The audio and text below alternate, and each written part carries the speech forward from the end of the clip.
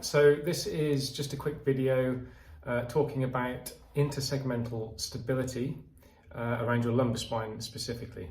So this is a selection of exercises designed by Dr. Stuart McGill.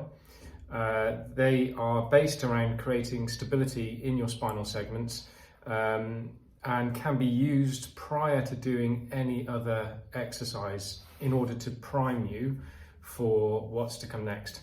So rather than going into your morning exercise routine cold, you might just do a quick round of these McGills BIG 3 as they're known, in order to give your brain and your muscles and your lumbar spine a little bit of a heads up as to what's to come, and to make sure that we don't get too much of these small little segmental motions that cause disc shearing and contribute to disc dehydration.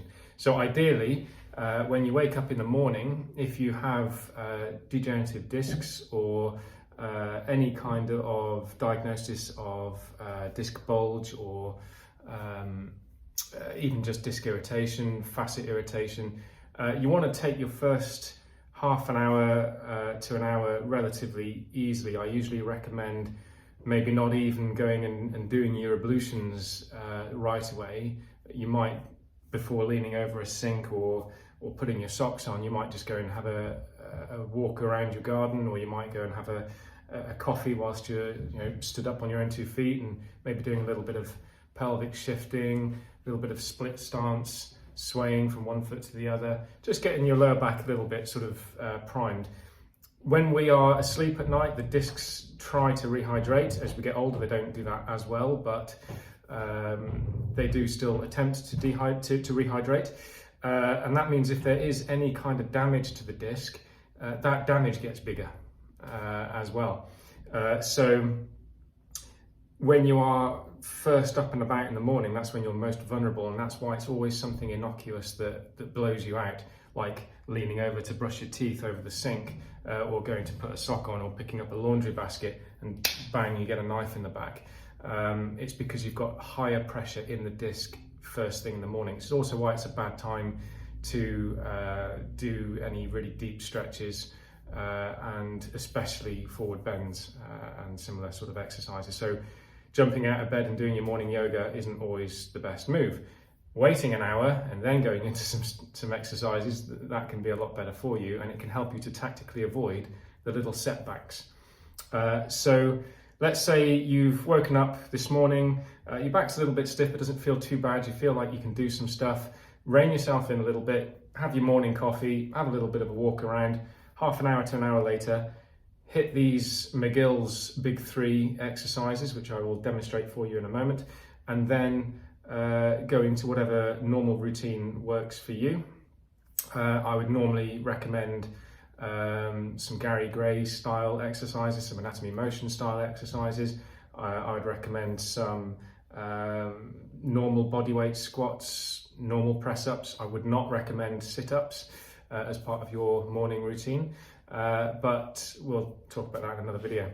Okay, so I will set you up somewhere where you can see me on the clinic floor and try to demonstrate these videos for you.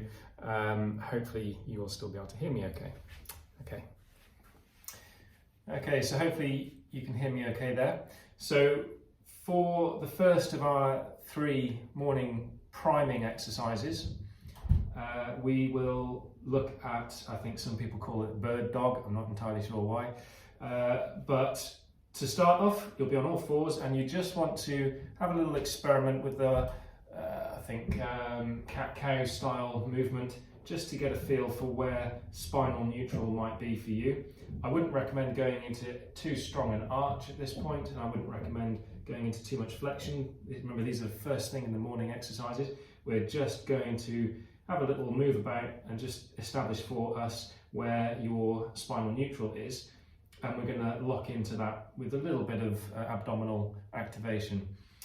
You can imagine that you have a very expensive single malt on your back and that you don't want to spill it throughout the duration of this exercise, okay? So the routine will go, you will in this case, you'll raise your right arm and your left leg. And what we don't want to do is we don't want to be twisting through the pelvis like that. You've just spilled your single malt, and you don't want to be spilling a nice single malt. You're going to be trying to keep your pelvis and lumbar spine as flat as possible, and you're going to hold this position for a count of 15 seconds. And what I like to do, I mean, it's whatever account suits you. If it's very, very challenging for you, don't feel you have to make it to 15 seconds. Just find what's appropriate for you. I like to try and make sure I straighten through my knee, so lock out through my knee quite strongly.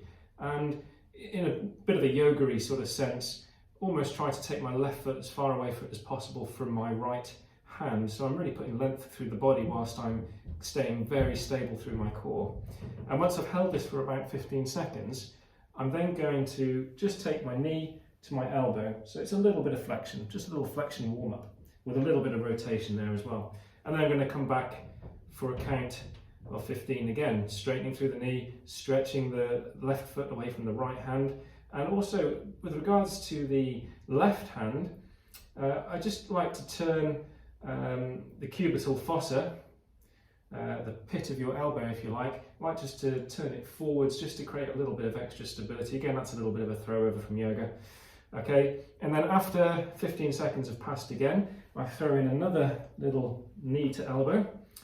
I come back to this position, but now for the final hold, I'm actually going to throw in little circles. And these little circles can be in opposite directions, they can be in the same direction, and then you can progress to little squares. And the squares give you a little bit of jerkiness that your lower back has to stabilise, and you will be getting a little bit of movement through your lower back as you do this. And then the real challenge is if you can then do figure of eights with your foot and with your hand. And that is sometimes extremely difficult to figure out. And you can do horizontal figure of eights, or you can do vertical figure of eights. It's quite tricky. Okay, and then you go on the other side. Once you get into your routine, well, that will start to feel fairly quick. You'll bash it out quite early in the morning, and you'll be ready for your next exercise. So to move on from that, you go into the side plank, which most people are familiar with. The side plank, however, depending on your level, you can do it on your elbow with your feet stacked. So my right foot is just heel to toe with my left foot. I know you can't quite see that. And then you can just push up into your side plank. Again, you're trying to have the straight line as possible. You can throw in the yoga bit if you want to, taking your hand up into the air and holding 10 to 15 seconds, whatever suits you. Okay. If you're a little bit more conditioned, you can take it from the hand, and you can stack your feet to make it a bit more bouncy. Okay, you can even roll one into the other, and if you want to, roll it into some press-ups as well. Okay, the final exercise, sometimes I do, sometimes I don't. It's really dependent on how my back feels. So I do have degenerative issues in my spine. So this is a routine I do every morning. I can fully endorse it. It definitely keeps episodes very much at bay for me. But I don't always feel like I want to do this particular element, but sometimes I do. Let's see if you can see me okay. Yeah. So what we have with your hands, underneath the lordosis of your back, they're going to act as two pressure sensors. And some people will have both knees bent. Some people will have just one knee bent. Again, go with what feels right for you. But the point is, you're going to try to lift just a fraction your head and your shoulders off the floor. And it only has to be a very, very small amount. The point is that your pressure sensors underneath the lordosis, or the arch of your lumbar spine, are telling you whether or not your lumbar spine is sinking into the ground or not. What you want to do is try and maintain that neutrality, that arch in your back. Okay, so your hands are there to tell you whether or not you are losing control of your lumbar spine. Again, just lift and relax. Okay, so with those three movements, we've covered we've covered intersegmental stability from the sides, from the back, and from the front, essentially. So as much as is possible, we've taken care of not the big flexion extension movements of each lumbar vertebrae, but we've taken care of the little slips forwards and backwards that might occur in those segments that cause the disc shearing, that cause the facet overloading and the disc dehydration that basically causes us pain, either discogenic pain or facet pain. So by taking care of these micro movements, you make your big movements more stable, and you avoid big inflammatory and neurological lockdowns. And I can definitely testify to that. Okay, so remember to treat it as a priming exercise. Because these are isometric holds, they are a bit like plank really. They're holding your muscles very strong and very static for a sustained period of time. That's very powerful for your nervous system. It's very priming, gets you ready for what's to come next.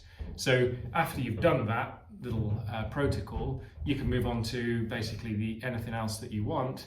And as long as you're doing everything in good style, with good form, you should be pretty safe, okay? But of course, it always comes down to your individual physiology. You need to be under the guidance of a practitioner, ideally. So this video is, as always, intended for people who are actually attending my clinic, and I'm recommending this video specifically as guidance, okay? So if you're just picking up this video on YouTube, make sure you've had some guidance, or at least a consultation with your physical therapist first. Okay, thank you very much. Cheerio.